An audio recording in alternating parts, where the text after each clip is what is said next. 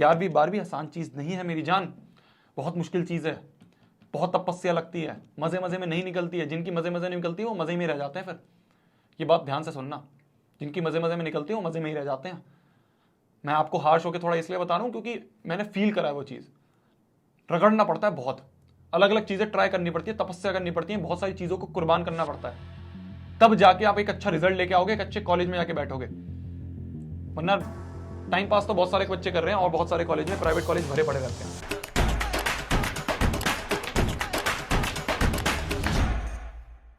Hello everyone, this is शोभित तिरवान। आज की इस वीडियो में हम बात करने वाले हैं कैसे आप अपनी 11वीं की फिजिक्स की बेहतरीन शुरुआत कर सकते हो, जिससे कि पूरी 11वीं आपकी स्मूथली निकले। होता क्या यार, मैं अपनी चीज बताता हूं। आप सभी को पता होगा मैंने 11वीं 12वीं कोटा से करी थी। मेरी जो पूरी 11वीं थी ना, वो बर्बाद पड़ी थी। रीजन बहुत सारे थे। मैं कभी कॉन्सेप्ट पे फोकस नहीं करता था, नोट ढंग से नहीं पढ़ता था, 100 और बुक्स पे भागता रहता था। कभी बेसिक बेसिक 2-3 चीजें जो मैंने कभी फॉलो नहीं करी, जिसकी वजह से मेरी पूरी 11वीं बर्बाद हुई।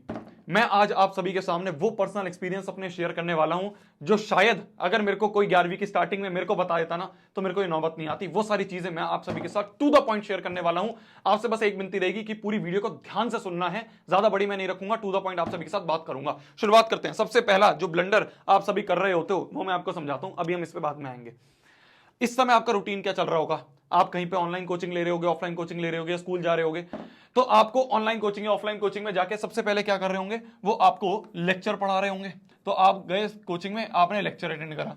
लेक्चर अटेंड करते करते आपको साथ में वो टीचर नोट्स बनवा रहे होंगे, आपने नोट्स को छाप लिया। फिर उसके बाद आपको वो टीचर कुछ होमवर्क दे रहे होंगे, आप घर पे गए, आपने उन नोट्स को उठाया, साथ में होमवर्क की कॉपी रखी। कुछ इस तरह से रहता है ना हमारा सिनेरियो, बताना अगर मैं गलत हूं तो। हमारी ये स्टडी टेबल है, इस स्टडी टेबल में हमने क्या करा, बीच में अपनी मॉड्यूल खोल ली या फिर अपनी जो भी डीपीपी मिली है, वर्कशीट मिली है, उसमें कुछ क्वेश्चंस होंगे जो हमें होमवर्क में दिए होंगे, वो हमने क्वेश्चंस इस तरह से बीच में खोल लिए। इधर हमें अपनी रफ कॉपी खोल ली या फिर होमवर्क कॉपी खोल ली, जिसमें हम बैठ के अब ये सवाल सॉल्व करेंगे। इधर हमने क्या करा, अपने नोट्स रख लिए जो हमें क्लास में बताए गए थे। अच्छा जी, सर ने बोला है पहला क्वेश्चन करना है, पहला क्वेश्चन हमने पढ़ा। पहले क्वेश्चन से रिलेटेड क्या सर ने कुछ क्वेश्चन करवाया नोट्स में, तो हम बैठ के ऐसे नोट्स की तरफ देखेंगे कि कोई क्वेश्चन है क्या, कोई क्वेश्चन है क्या, कोई फॉर्मूला है क्या। अगर वो फॉर्मूला दिखा तो हमने उठा के उस फॉर्मूले से यहाँ पे सॉल्व कर दिया और हमने यहाँ पे टिक मार दिया। दूसरे क्वेश्चन पे हम आए, दूसरे क्वेश्चन हमने देखा क्या यार नोट्स में कोई फॉर्मूला है उससे रिलेटेड, है तो बहुत बढ़िया सॉल्व कर दिया, नहीं है तो गोला लगा दिया। फिर हम तीसरे पे गए। इस तरह से हम अपना बैठ के इस समय अपना होमवर्क कर रहे होते हैं मैक्सिमम बच्चे। क्या मैं गलत हूं तो बताना। ये सबसे बेकार तरीका है, सबसे बेकार तरीका, सबसे बड़ा ब्लंडर है ये। मैंने अपनी आधी से ज्यादा 11वीं इस तरह से करी है। हम क्या करते हैं, साथ में नोट्स उठाते हैं, बिना अपना कोई दिमाग लगाए, बिना नोट्स को रिवाइज करे, हम सोचते हैं अच्छा यार सर ने कुछ फॉर्मूले लिखवा रखेंगे, वो देख देख के सॉल्व कर लेते हैं। 10वीं को ये, 9वीं को ये कि 4-5 क्वेश्चन होंगे, उन्हें रट के चले जाएंगे। यहां पे तुम पहले महीने में इतने क्वेश्चन कर लिए होंगे जितने पहली से 10वीं में मिला के नहीं करे होंगे। हो रहा है फील ऐसा जब 11वीं में एंटर जो बच्चे करें? तो ऐसे नहीं होता है, रटना नहीं होता है। अब चीजें 1-2 क्वेश्चन वाली नहीं है, अब हमें मेन फोकस करना है कॉन्सेप्ट पे। हमें यह पता होना चाहिए कि इस क्वेश्चन को सॉल्व करने के पीछे बैक में क्या रीजन चल रहे हैं, क्या इसके पीछे कॉन्सेप्ट है, यह पता होना चाहिए हमें। ऐसे नहीं होता, सबसे बड़ा ब्लंडर है ये। कैसे होता है वो मैं आपको अभी बताऊंगा आगे, ठीक है। ये सबसे पहली चीज, तो अगर आप ऐसा कर रहे हो तो इसको अभी अभी उठा के फाड़ के फेंक दो, अगर आप ऐसे कर रहे हो दिमाग में से। सबसे बेकार तरीका है। दूसरा मैं आपको एक और चीज बताता हूं जो आप इस समय कर रहे होगे, मैक्सिमम बच्चे मैं देखता हूं कर रहे होते हैं। भैया क्लास में जो हमारे सर है ना या मैम है, वो थोड़ा तेज तेज लिखवाती हैं। तो तेज तेज लिखवाती हैं, इसलिए हम क्या करते हैं ना कि हम रफ कॉपी में लिख लेते हैं क्लास में। फिर हम जब घर में जाते हैं, फिर हम अपनी फेयर कॉपी में उसको सजा सजा के लिखते हैं। दूसरा बहुत बड़ा ब्लंडर, ऐसा कभी नहीं करना है। क्यों? इतना टाइम नहीं है। ये हमें शुरुआत में लग रहा होगा अभी तो बेसिक बेसिक से वेक्टर्स है ना, और फिर उसके बाद अपना काइनेमेटिक्स वगैरह थोड़ी बहुत शुरू ही होगी। आगे जब आप जाओगे ना तो आपको होश भी नहीं होगा, होमवर्क तक नहीं करने का टाइम होगा। ये कब करोगे? फेयर में बैठ के। जो हो रहा है उसको क्लास में ही लिखना है। कोशिश ये करना है, मैंने आपको पिछली वीडियोस में भी ये चीज बताई थी, कोशिश हमें ये करनी है कि हम जो क्लास में नोट्स लिख रहे हैं वो थोड़े खुले खुले लिखें, ठीक है। जिससे कि हम जब घर में आए और हम नोट्स को रिवाइज करें, हमें लग रहा है कुछ और इंपॉर्टेंट चीज है, तो जो खाली एरियाज हैं या फिर छत है वहां पे हम उस चीज को ऐड कर पाए। पर हमें ये नहीं करना कभी भी कि हम बैठ के भाई सजा के अपने घर पे आके नोट्स को लिख रहे हैं। क्लास में ही लिखना है, जो है वो क्लास में ही है, फेयर नोट्स, ठीक है। अब आते हैं हम पॉइंट पे। भैया आपने बोला कि हमें कॉन्सेप्ट पे फोकस करना है। कॉन्सेप्ट पे फोकस करने के लिए क्या चीज करें? सबसे बेसिक चीज है जो बहुत अंडर एस्टिमेट हम कर लेते हैं। 10वीं तक में से भगवान बाइबल मानते हैं, 11वीं में आते ही हम एनसीईआरटी को भूल जाते हैं। हम सोचते हैं कोचिंग का जो चीज है वही करेंगे, वही है सबसे मेन चीज, और हम भारी भारी क्वेश्चन करेंगे, हम तो एडवांस लेवल क्वेश्चन करेंगे, हम तो ये क्वेश्चन करेंगे, वो क्वेश्चन करेंगे। बेसिक सबसे स्ट्रांग होना चाहिए। आप ये देखोगे जितने भी टॉपर होंगे आपके आसपास, जितने भी टॉपर होंगे आपके कोचिंग में या स्कूल में, उन सबका बेसिक बहुत स्ट्रांग होगा। आपको पता भी नहीं लगेगा कब वो बहुत बेसिक सा फॉर्मूला लगा के उस क्वेश्चन को सॉल्व कर दोगे और आप सोच रहे हो बहुत ही भारी क्वेश्चन था। आप सोच रहे होंगे यार इसमें तो मैंने ये चीज सोची नहीं, मेरे को लगा थोड़ा मुश्किल क्वेश्चन है, मैंने तो बेसिक पे फोकस ही नहीं करा।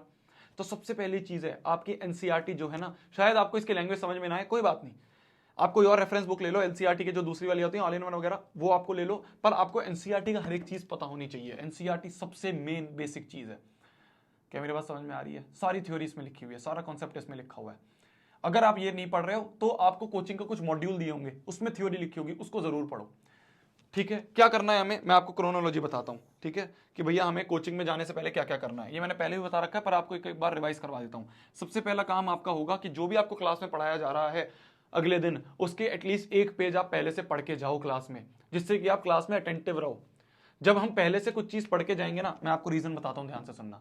जब हम पहले से ही कुछ चीज पढ़ के जाते हैं, मान लो हमने मॉड्यूल से कोई चीज पढ़ी और कोई कॉन्सेप्ट ऐसा हुआ जो हमें समझ में नहीं आया पढ़ने पे, अब हम क्लास में बैठे हैं, क्लास में हम बैठे बैठे कहीं खो गए और सर ने बोला, उसी कॉन्सेप्ट का नाम सर ने लिया कि चलो अब हम पढ़ेंगे वेक्टर्स में ये वाला टॉपिक, तो आपका दिमाग एकदम वहीं आ जाएगा कि यार ये मैंने मॉड्यूल में पढ़ा था, मेरे को उस समय समझ नहीं आया था, अब एक बार सुन लेता हूं सर से, ये फाइनल मौका है। तो इसलिए सबसे पहला काम है कि आपको अगले दिन जो पढ़ाया जा रहा है उसके एटलीस्ट आप थ्योरी एक बार रीड करके चले जाओ, जिससे आप क्लास में अटेंटिव रहो। बहुत इंपॉर्टेंट चीज है, बहुत इंपॉर्टेंट। ये पहला काम हो गया आपका। दूसरा काम जो आपका होता है ये हो गया कि आपने रीड कर ली थ्योरी जो भी आपको पढ़ाई गई है।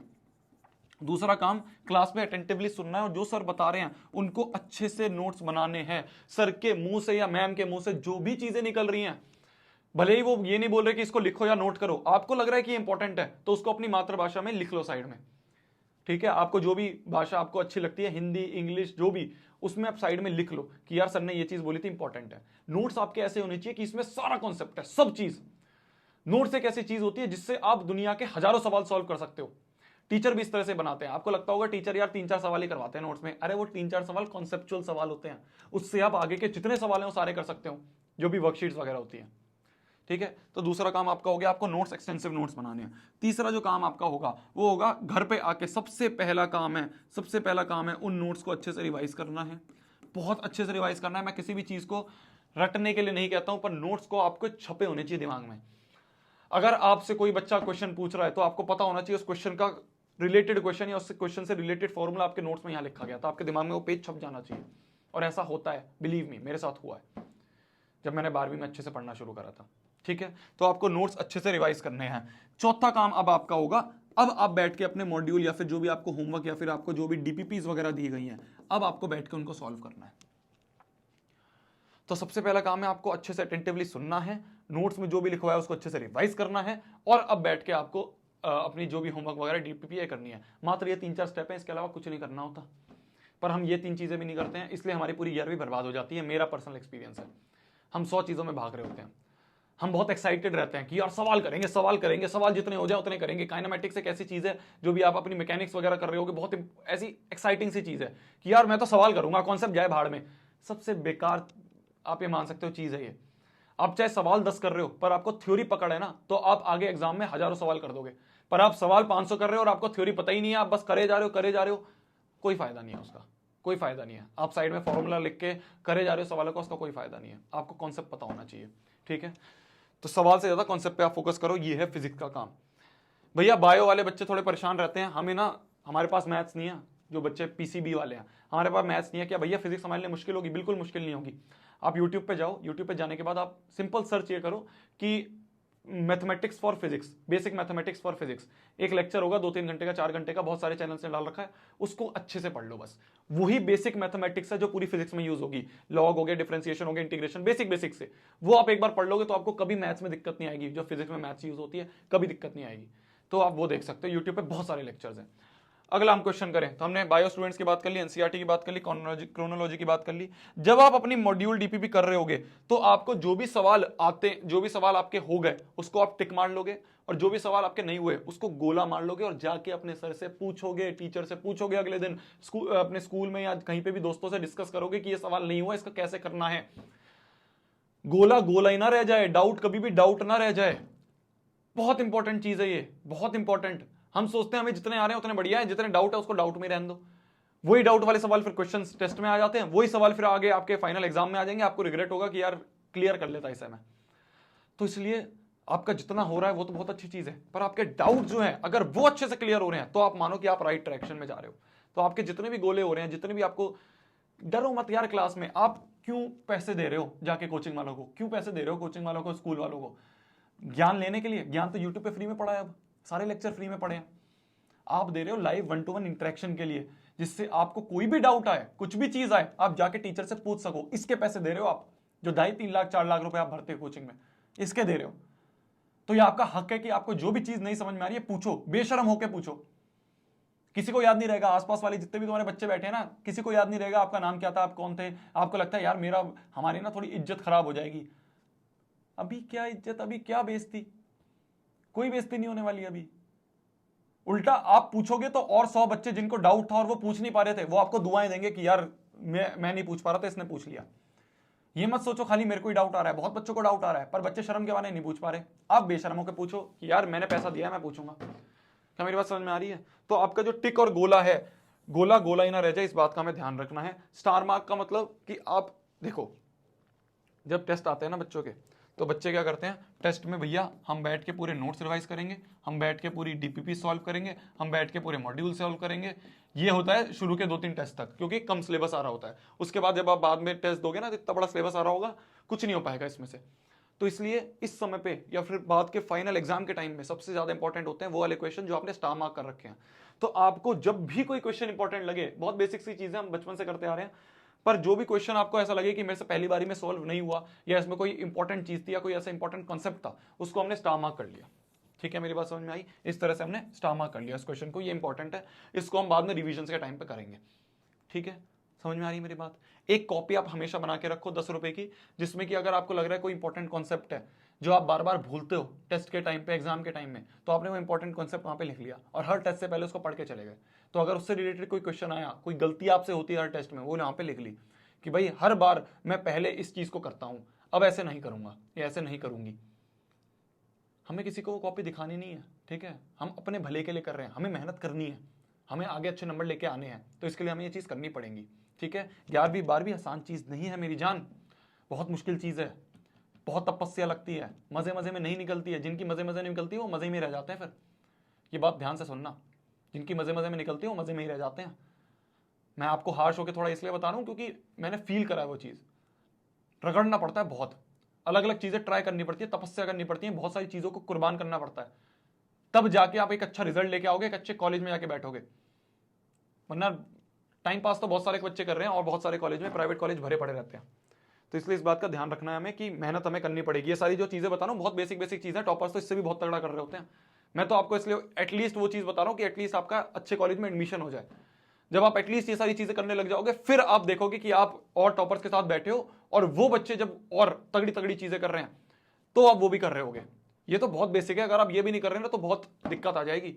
बिलीव मी, मैं बिल्कुल हार्श होकर रियलिटी बता रहा हूं आपको। आगे हम बात करें, स्टार मार्क हमने कर ली, जितने चीजें हमें इंपॉर्टेंट लग रही हैं, फिर उसको हम रिवीजन के टाइम पे यूज करेंगे। भैया क्या हमें HC वर्मा करनी है? मैंने कहा बिल्कुल करनी है, इसके अलावा कोई और बुक नहीं करनी। बेसिक अभी शुरुआत में आप 100 बुक में मत भागो। पहला आपका प्रायोरिटी रहेगी कि आपको नोट्स अच्छे से आने चाहिए, आपकी मॉड्यूल 100% होनी चाहिए आपसे खुद, और आपकी डीपीपीज अपने आप सारे सॉल्यूशन आप खुद करने चाहिए। कोई डाउट आ रहा है उसको सॉल्व करना है। जब ये सब हो जाए, आपका चैप्टर खत्म हो जाए, तब आप HC वर्मा उठा सकते हो। बहुत इंपॉर्टेंट बुक है, बहुत प्यारी बुक है, आसान आसान क्वेश्चन है पर सारे कॉन्सेप्चुअल क्वेश्चन है, तो दिमाग लगा के अच्छे से करना। ऑब्जेक्टिव क्वेश्चन बहुत इंपॉर्टेंट है, उसके दिमाग लगा के अच्छे से करना। एक दिन बैठोगे आराम से हो जाएगा पूरा एक चैप्टर, ठीक है? पर इंपॉर्टेंट बहुत है, बहुत कॉन्सेप्ट्स हैं उसमें। तो इसलिए हम कहेंगे कि एक बुक करो, चाहे आप, है ना, सारी चीजें मत करो। इरडोफ क्रोटोफ अच्छी बुक है पर आपके पास इतना टाइम नहीं है, आप HC वर्मा कर लो। आगे अगर हम बात करें डाउट्स के बारे में बता ही दिया कि गोला हमारा गोला ना रह जाए, तो हमें डाउट्स को क्लास में पूछना है, बेशर्म होकर पूछना है। ठीक है, समझ में आ गई मेरी बात? अब हम बात करते हैं भैया रिवीजन कैसे करनी होती है हमें, थोड़ा ये बताओ। रिवीजन करने के 3 तरीके हैं। सबसे पहला है कि आपको शॉर्ट नोट्स बनाने होते हैं। शॉर्ट नोट्स क्या होता है? शॉर्ट नोट्स के लिए मैं आपको ना एक चीज दिखाता हूं। जैसे कि मान लो अभी मेरे पास ना कोई पेज नहीं है, पर मैं आपको फील बता देता हूं कि क्या मैं बोलना चाह रहा हूं। जैसे आपका ये पेज होता है, ठीक है, अभी मेरे पास न्यूज़पेपर रखा है, कुछ और नहीं है, ये आपका पेज होता है, ठीक है, आपका ये A4 साइज पेज हो गया, जो आपके कॉपी का रजिस्टर का पेज होता है। इसको आपने ऐसे 3 फोल्ड मार लिए, ठीक है, इस तरह से हमने इसको 3 फोल्ड मार लिए, तो ये एक तरह से 6 पन्नों का पेज बन गया, है ना। मैं आपको बता देता हूँ कैसे। ये हमने 3 फोल्ड मार लिया इस तरह से। तो आपके पास ऐसे 3 फोल्ड में ये पूरा पन्ना हो गया। तो आपके पास यहाँ जगह है, फिर आपके पास यहाँ जगह है, यहाँ जगह है, यहाँ जगह है, यहाँ जगह है, यहाँ जगह है। तो आप अपने शॉर्ट नोट्स इस तरह से बनाओगे हर एक चैप्टर के। भाई 10 दिन हो गए एक चैप्टर को शुरू हुए, 10 दिन में जितना पढ़ाया उसके इंपॉर्टेंट चीजें, कॉन्सेप्ट, फॉर्मूले यहाँ पे लिख लिया। फिर अगले 10 दिन जितना पढ़ाया उसका हमने यहाँ पे लिख लिया। फिर अगले 10 दिन या 5 दिन जितना पढ़ाया, हर कुछ इंटरवल पे 10 दिन हो सकते हैं, वो एक हफ्ता हो सकता है, कि हर संडे को बैठ के हमने आगे अपने शॉर्ट नोट्स बनाए। बहुत काम आते हैं आपके एग्जाम के टाइम में। आपके एग्जाम के टाइम पे आपके पास इतना बड़ा सिलेबस होगा, वो बच्चा जीत पाएगा जिसने पहले से ही तैयारी कर रखी है इतने बड़े सिलेबस को टैकल करने के लिए। कैसे होती है वो तैयारी? वो होती है शॉर्ट नोट से। बहुत इंपॉर्टेंट है हर एक सब्जेक्ट में, खाली फिजिक्स में नहीं, हर एक सब्जेक्ट में। तो पहला हो गया शॉर्ट नोट्स। दूसरा रिवीजन का जो सबसे बेस्ट तरीका होता है वो होता है डीपीपीज, जो आपको कोचिंग में मिल रही होती है। डीपीपीज जो आपको रेगुलर मिल रही हैं, कोशिश करो उसको सॉल्व करना है, चाहे कुछ भी हो जाए। जब आप वो सॉल्व करोगे उसमें आपके पिछले चैप्टर के कुछ क्वेश्चंस होंगे। तो जब आप पिछले चैप्टर के क्वेश्चन आप सॉल्व कर रहे होगे और आपसे मान लो हो गया, बहुत बढ़िया बात है, आपको आता है। नहीं हुआ तो आप अब उठा के नोट्स का रिवीजन करोगे उस वाले टॉपिक का, और फिर बैठ के फिर से करोगे। इस तरह से रिवीजन होती है। कभी भी रिवीजन ऐसे नहीं होती कि आज मैं पूरा मन बना के बैठा हूं, आज चैप्टर नंबर 1 रिवाइज करूंगा, ऐसे नहीं होती है रिवीजन। रिवीजन होती है आपकी शॉर्ट नोट्स के थ्रू, डीपीपीस के थ्रू। कभी भी नोट्स को उठा के रिवाइज करना, उठा के पढ़ना, उससे रिवीजन नहीं होती है। ये बात ध्यान रखना, इतना टाइम नहीं है हमारे पास। तीसरा होता है हमारा चीज रिवीजन की टेस्ट। जब आप टेस्ट देके आते हो, आने के बाद आप उसको एनालाइज करते हो। मैंने एक वीडियो बना रखी है कि टेस्ट को कैसे एनालाइज करें, वो आप देख सकते हो। तो उसके बाद जब भी आपको कोई क्वेश्चन ऐसा होता है जो आपसे नहीं हुआ या फिर आपका गलत हो गया, वो कॉन्सेप्ट आपने रिवाइज करा, फिर वापस अटेम्प्ट करा घर आके, उससे आपकी रिवीजन होगी उस कॉन्सेप्ट की जो आपको नहीं आता है। जो आ रहे हैं कॉन्सेप्ट उनको बार बार पढ़ने से क्या फायदा? जो नहीं आते उनको स्ट्रॉन्ग करो ना। और जो नहीं आते उनको स्ट्रॉन्ग करना पता कैसे चलेगा कौन से नहीं आते? डीपीपी में सवाल नहीं होंगे, टेस्ट में सवाल नहीं होंगे, वो सारे कॉन्सेप्ट आपको नहीं आते हैं, उसको रिवाइज कर लो, वो स्ट्रॉन्ग कर लो, हो गया आपका रिवीजन। जो आता है वो तो आता ही है ना। तो ये सारी चीजें जो मेरे को आपको बतानी थी फिजिक्स के लिए, है ना। आई होप आपको चीजें समझ में आई होंगी। मेरी तरफ से आपको कोई भी और हेल्प चाहिए हो यार, आप बिल्कुल बताओ मेरे को। मैं बहुत खुशी होती है मेरे को जब आप मेरे से क्वेश्चंस पूछते हो, मैं उसका आंसर देता हूँ। थोड़ा सा लेट हो सकते हैं 1-2 दिन वीडियोस, पर मैं पूरी कोशिश करूंगा कि आपकी हर एक प्रॉब्लम का मैं यहाँ पे सॉल्यूशन लाऊं। एक मोटो है बस इस चैनल का कि आपकी 11वीं बर्बाद नहीं होने देंगे, इसके लिए मैं लगा पड़ा हूं। ठीक है, ये सारे एक्सपीरियंस थे जो मैंने आपको शेयर करे। कुछ और चाहिए मेरे को बिल्कुल कमेंट सेक्शन में बताओ। तब तक के लिए भाई पढ़ना है, फोड़ना है, कहर मचा देना है, आग लगा देनी है। Best of luck. ठीक है, मुश्किल है 11वीं, मैं मानता हूं, पर ऐसा नहीं है आज से पहले किसी ने करा नहीं है, आज से पहले कोई IIT में नहीं गया, आज से पहले कोई एम्स में नहीं गया। बहुत बच्चे गए हैं, आप भी जा सकते हो, पर हमें फोकस रहना है। ठीक है, बेसिक चीजों पे फोकस करना है। उसको अच्छा हमने महारत कर ली तो हम बहुत आगे जा रहे होंगे, हम पूरी क्लास से बहुत आगे होंगे। ठीक है, बाय बाय, टेक केयर, मिलते हैं अगली वीडियो में। बाय बाय, जाओ पढ़ लो बाय।